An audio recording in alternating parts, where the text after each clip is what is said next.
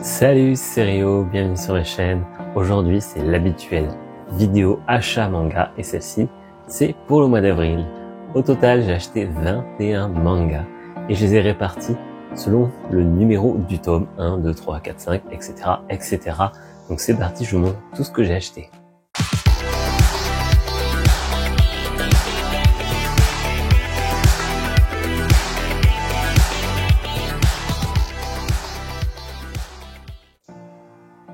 On commence avec les volumes.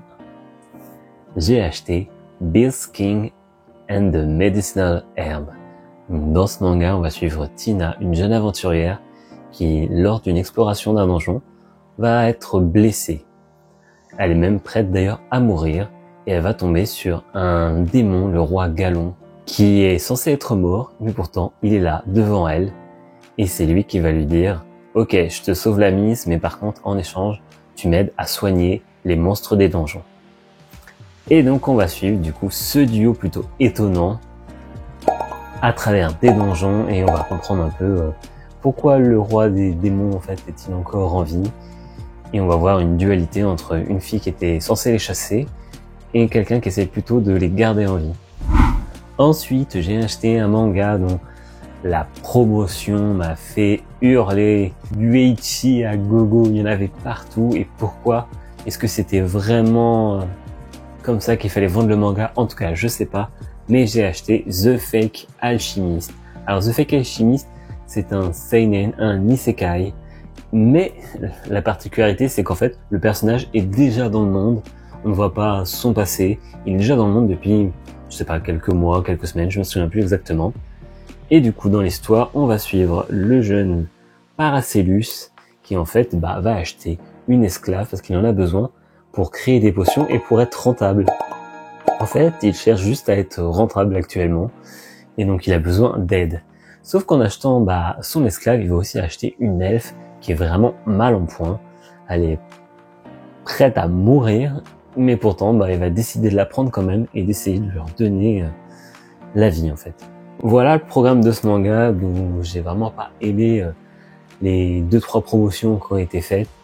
Parce que est-ce que c'était vraiment mérité? Je vous dirai ça dans la prochaine vidéo. Est-ce qu'il fallait vraiment mettre en avant les scènes ecchi? Est-ce que ce manga n'est que ecchi? Je vous en parlerai dans mon bilan lecture de la semaine prochaine. Ensuite, j'ai acheté Sahashi et les créatures fantastiques. Dans ce manga, on va suivre Sahashi qui va décider d'acheter un œuf à un vieillard et il pense qu'il va acheter un œuf de poule, sauf que voilà, l'animal qui va sortir de cet œuf, c'est pas du tout une poule, mais un phénix. Et à partir de ce jour-là, il va se trouver que le jeune garçon va être entouré de personnages, de choses un peu fantastiques. Il va se rendre compte que son professeur est un tanuki, qu'un élève de sa classe est mi-homme, mi-serpent, bref, que des choses assez farfelues. Et c'est un petit manga un peu good vibe, fantastique, comédie et folklore, comme c'est marqué sur la jaquette à l'arrière. Bref, je vous en parlerai bientôt. Ensuite, j'ai craqué pour Wild Strawberry dans son édition jaquette premier tirage, et c'est vrai que c'est un manga qui m'avait donné envie, j'en avais parlé dans une de mes vidéos, mais jusqu'à la dernière minute j'ai hésité, et le marketing fonctionne toujours bien sur moi, et vous le savez déjà si vous me connaissez, parce que du coup le petit macaron qui était dessus qui disait attention jaquette limitée au premier tirage, je me dis ce serait bête de passer à côté, donc voilà, je l'ai acheté du coup. Dans ce manga, on va suivre un Tokyo envahi par les Jinka. Et les Jinka, ce sont des plantes qui, en fait, tels des parasites, s'incrustent dans le corps des êtres humains et les vident un peu de leur essence, et puis ils se transforment soit en plantes, soit ils meurent. Et dans cette histoire, on va suivre Kingo et Kanayo, un frère et une sœur qui tentent de survivre, surtout le frère qui essaie de sauver sa sœur puisque celle-ci est parasité. Sauf que son parasite, il est pas comme les autres puisque il ne semble pas mettre à mal sa sœur, mais ils arrivent à cohabiter ensemble. Malheureusement, il y a les forces funéraires florales qui mettent leur grain de sel dans cette histoire et vous allez voir que ça bouge pas mal. Ça, c'est l'achat de dernière minute. D'ailleurs, je l'ai acheté aujourd'hui et c'est Rio and the Electric Doll. C'est un titre que pareil, ça, je crois que c'était dans la même vidéo, ah non, c'était dans une autre vidéo, mais j'en avais parlé, des titres qui me donnaient envie, et dans ce manga, en fait, ça se passe après une guerre entre les hommes et l'intelligence artificielle. Eh ben, il semblerait que ce soit les hommes qui ont gagné.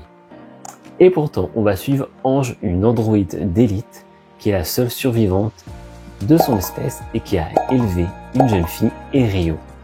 Et on va suivre en fait leur périple dans ce monde steampunk. Donc pour l'instant, je trouve que vraiment cette édition, elle est vraiment très belle, avec le petit vernis sélectif sur le titre. Même là, vous voyez, ça brille aussi un petit peu. Il y a ce petit effet 3D là. Franchement, bon, j'avoue, les mangas de chez Mangetsu, ils sont chers. Mais je pense que la qualité, pour l'instant, elle est toujours là, quoi. J'ai hâte de lire. Autre et dernier volume 1. Alors là, c'est un achat un peu particulier, puisqu'il n'est pas destiné, mais il est destiné à ma belle-mère, donc Cathy. Si tu regardes cette vidéo, écoute bien le synopsis, parce que ce sera ta prochaine lecture et ton premier manga. Alors, j'ai acheté Meimei Angel. Donc, cette édition de Isan Manga. Alors, j'ai pas trop réfléchi, je dois avouer, en l'achetant, puisque je me suis rendu compte après que, le volume 2 est en arrêt commercial comme le volume 1, mais celui-ci est facilement trouvable, alors que le volume 2, c'est une tannée pour l'avoir. D'ailleurs, il y a un moment, j'ai même cru l'avoir eu. Je l'ai commandé sur une boutique et au bout d'une semaine, ils m'ont répondu que non, désolé, finalement, on l'a pu, c'était peut-être une erreur de stock. Ouais, dommage. Donc bref, dans ce manga, on va suivre la jeune Meimi qui vit dans le Far West. Elle vit paisiblement avec sa mère et ses sœurs, mais elle a qu'un rêve, c'est d'aller dans l'Oregon pour retrouver son amoureux Johnny. Alors que sonne l'heure du départ, Meimi va rencontrer le jeune Sami, le fils du capitaine du convoi, qui l'amènera à son amoureux. Sauf que le périple sera très long avant d'y arriver et qui sait ce qui pourrait se passer. Donc voilà, alors là pour le coup, je pense que je vais peut-être le lire avant toi, Cathy, pour me faire un avis, puis qu'on puisse après justement partager cette lecture. Tu m'en diras des nouvelles. Alors à la base, elle voulait un manga qui lui fasse penser à Candy, et c'est vrai que j'avais demandé sur Insta des idées, et on m'a orienté en fait sur un manga de la même autrice que Candy. Donc déjà au niveau des dessins, elle sera pas perturbée. Donc on verra bien. J'espère pouvoir faire un retour sur son avis. Ensuite, on passe au volume 2. Et j'ai acheté Kagurabashi. Alors vous savez mon amour pour Kagurabashi. J'ai pas spécialement aimé le premier volume, de moins. Je trouvais que ça manquait d'originalité. Et là, j'ai pu avoir bizarrement, cette fois-ci, l'édition limitée, alors que je n'avais pas pour le premier volume. Pourquoi pas? Du coup, forcément, j'ai acheté.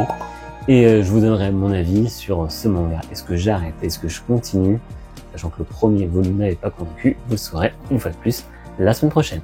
Ensuite, bien sûr, que j'ai acheté Serial Killerland, le volume 2. J'avais énormément adoré cette histoire du jeune garçon qui a vu sa mère se faire décapiter devant ses yeux, et plus tard, en fait, il veut traquer le meurtrier de sa mère et il tombe dessus par hasard.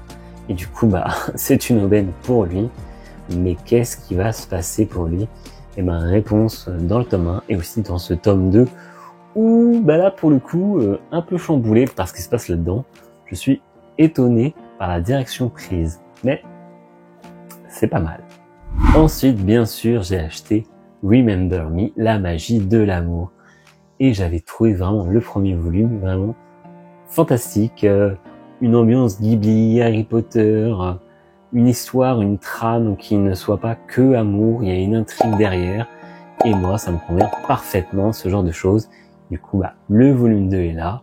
Je vous spoil un peu, mais j'ai adoré.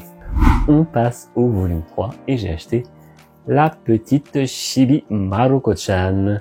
Donc voilà, ces petits mangas très tranche de vie, très comiques. Et j'avais un peu peur une fois de plus. Quand j'ai ouvert le tome, je me dis, est-ce que je vais réussir à rentrer dedans? Des fois, t'es dans un mood et des fois, t'y es pas. Et en fait, j'ai réussi à rentrer dedans. C'est toujours aussi fun. Et c'est vrai que, on s'attache finalement au personnage. Donc bref. Je vous dirai ça encore la semaine prochaine, mais je l'ai acheté. Ensuite, c'est une histoire triste qui est là puisque j'ai acheté Les Héritiers d'Aguillon, le volume 3, et je suis triste parce que c'est le dernier volume.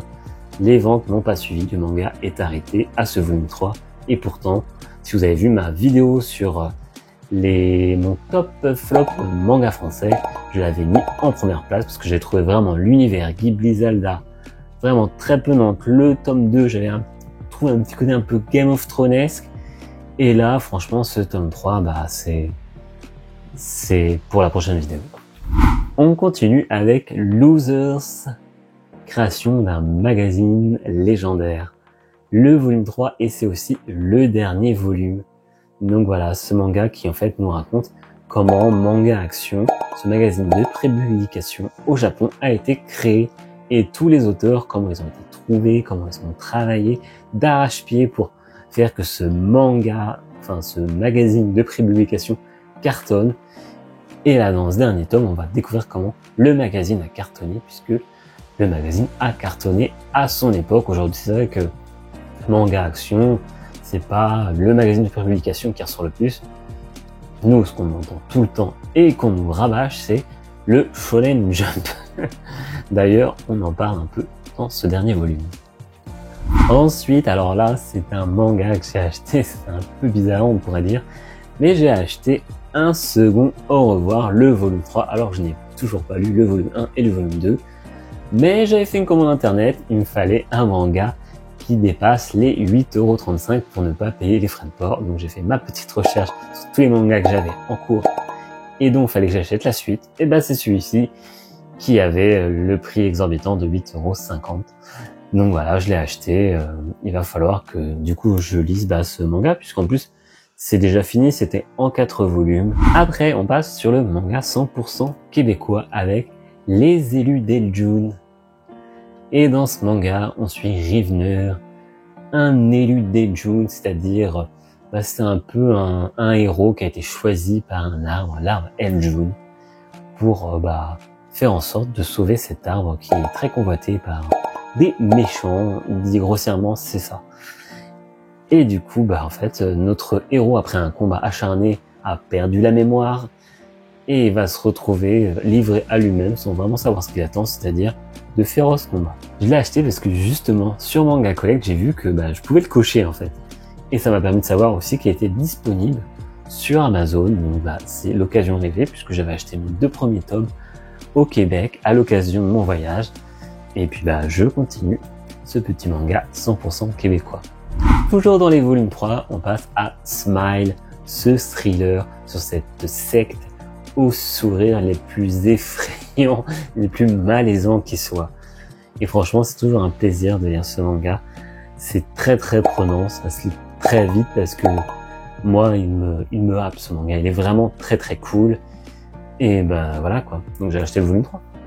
Toujours chez Mangetsu, mais cet éditeur en fait, comme j'ai fait une pause pendant 3 ans où j'ai presque pas lu de manga et qu'ils sont arrivés pile à ce moment-là, je le découvre. Et je commence à me dire que j'ai quand même pas mal de mangas chez eux. Et donc j'ai acheté ce mois-ci la fin, encore une fois, c'est un volume 3, mais c'est aussi le dernier, de PTSD Radio, donc volume 3. La fin de ce manga d'horreur à la chronologie totalement bouleversée. Et voilà quoi. Je vais essayer de tout comprendre. Pour ceux qui ont Insta, vous avez déjà mon avis, parce que j'ai fait une petite publication sur mon avis sur ce dernier tome et sur la série de manière générale. N'hésitez pas à aller voir mon compte pour en savoir plus. On poursuit avec les volumes 4 et j'ai acheté avec beaucoup de mal, j'ai dû le commander par internet, Jalouse, le volume 4. Donc c'est 2 sœurs qui se font la guerre et au milieu il y a un homme qui sait pas trop ce qu'il veut, mais un peu toxique sur les bords. Mais ce que j'aime bien, c'est que dans le volume 3 déjà on avait un peu son point de vue, et dans ce volume 4 ce sera la même chose. Donc on s'approche dangereusement de la fin et je suis très impatient de voir ce que nous réserve le volume 5, puisque j'ai déjà lu le volume 4. Après on part par chez moi avec les chroniques, enfin plutôt chroniques de la mariée de Bretagne, le volume 4. Ce manga qui fait appel aux connaissances bretonnes. Alors moi je suis pas spécialement breton, mais je vis en Bretagne. Et j'avoue que c'est plutôt intéressant parce qu'il y a une partie histoire romancée, tout ça. Et il y a quelques petites informations là-dessus sur l'histoire de France et aussi l'histoire de la Bretagne surtout. Donc voilà, c'est très intéressant pour les amoureux de la Bretagne. Franchement, je pense que toutes les bibliothèques de Bretagne devraient avoir ce manga parce qu'il y a vraiment des choses intéressantes dedans, en plus d'une histoire vraiment très cool. On passe au volume 5. Et pareil, si vous avez Insta, vous avez vu que j'avais acheté The Summer Ikarudai, le volume 5. Donc The Summer Ikarudai, je vous en avais parlé, hein, le premier volume, deuxième, troisième, j'avais bien aimé, surtout le premier, et j'ai trouvé que ça dégringolait un peu au fil du tome, parce que je trouvais que c'était un peu étiré, l'histoire un peu étirée, il se passait plus grand chose, ou alors c'était des choses qui se passaient, mais très par-ci, par-là, et on n'avait plus la même dynamique que le premier tome. Et finalement, le volume 4 était là, il est là d'ailleurs. Et là, il avait vraiment remonté la pente, et là, je me dis, ouais, ok, je continue, j'aime beaucoup. Donc, volume 5, je l'ai déjà lu. Et j'attends la suite. Ensuite, bien sûr que j'ai acheté le volume 8 de Médaliste. C'est un peu ma série chouchou entre ça et l'anime qui est disponible sur Disney+. J'en fais la pub parce qu'apparemment il y a des gens qui savaient même pas que c'était sur Disney+. D'ailleurs, au passage, pour les amoureux des VF, il y a une VF, elle est pas trop mal. Donc n'hésitez pas à aller voir l'anime si vous n'avez pas acheté le manga, puisqu'il faut soutenir ce manga qui apparemment n'a pas trouvé son public en France. Et pourtant c'est un manga très intéressant. Alors sur le patinage artistique, certes, pourtant je suis pas du tout un fan de sport, même que, pour être honnête, je déteste le sport. Et je ne regarde aucune compétition et encore moins de patinage artistique. Mais là, franchement, le manga est très prenant. On a un duo très attachant. On a comme, apparemment, dans tous les mangas de sport, parce que c'est pareil, les mangas de sport, j'en ai pas beaucoup, mais très peu, voire pas du tout, hormis celui-ci. On a ce côté, il faut y arriver, on va se battre, on va tout faire pour y arriver. Bref, de la grosse motivation à l'état pur. Et franchement, ça, c'est toujours aussi bien. Les compétitions, on retient son souffle, les dessins sont magnifiques. Bref. Allez, pour finir, je pense que ce sera pas une surprise. On passe du tome 8 au tome 17 et c'est Dan Dadan. Donc Dan Dadan, le tome 17, que dire de plus? Le précédent m'avait bien plu, je trouvais que ça prenait un petit côté Jumanji, ces jeux japonais dont je n'ai toujours pas le nom, ces plateformes, le Donalo, bref. Un côté qui me plaisait bien et on continue dans ce délire totalement, presque même jeu vidéo d'ailleurs, dans ce tome 17. Et du coup, là, j'ai l'impression que ça y est, on commence à rattraper un peu la publication japonaise. Hein. Donc l'attente va être un peu plus longue entre les tomes, mais moi, c'est pas grave, parce que comme vous voyez, avec tout ce que j'achète, ça me va en fait, ça me va très bien les longues périodes. Sur certains mangas, ça me permet de rattraper ma palle, qui doit être à peu près à ça actuellement. Et ça, c'est à cause des Space Brothers que j'ai toujours pas lu. Voilà, c'est la conclusion de cette vidéo achat manga. La conclusion, c'est quoi?